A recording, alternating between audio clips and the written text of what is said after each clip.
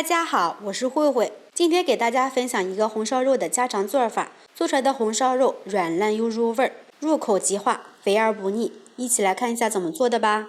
准备一块五花肉，肥肉多一点的呢，吃着还要香。先从中间对半切开，用刀切成大一点的块儿。这个块儿呢，不要切得特别小，因为熟的时候呢，它还会变小。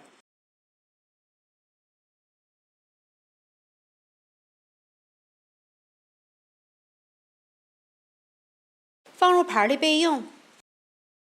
准备一段大葱，切成段儿；生姜切片儿。把五花肉放入凉水里面，放入葱段、姜片，来点料酒，开大火把水烧开。焯水的目的呢，一是为了去腥，二是为了把五花肉里面的血水给它逼出来。大火把水烧开，把浮沫撇一下。再煮2分钟，时间到，把它捞出来，放入凉白开里面，给它清洗一下，把表面的浮沫给它清洗干净。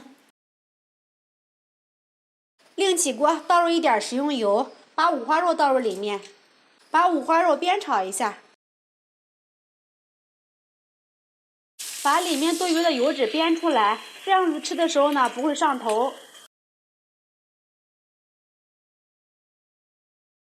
炒至表面微黄，这个状态就可以了，给它控油捞出。锅中留少许底油，放入一把冰糖，开小火把冰糖熬至融化，最后熬成这种焦糖色。把五花肉放入里面，快速的翻拌均匀。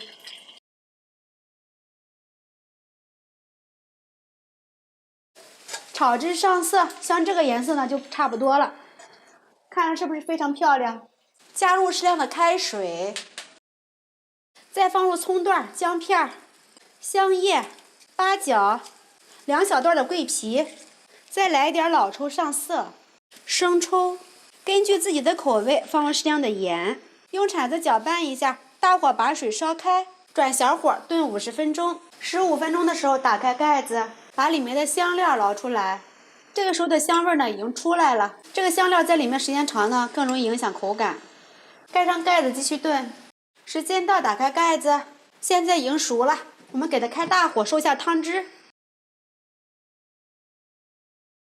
这样也不是说一直炒，这个里面冒泡，像这样就可以了，给它盛出来，装盘就可以享用啦。我们的红烧肉就做好了。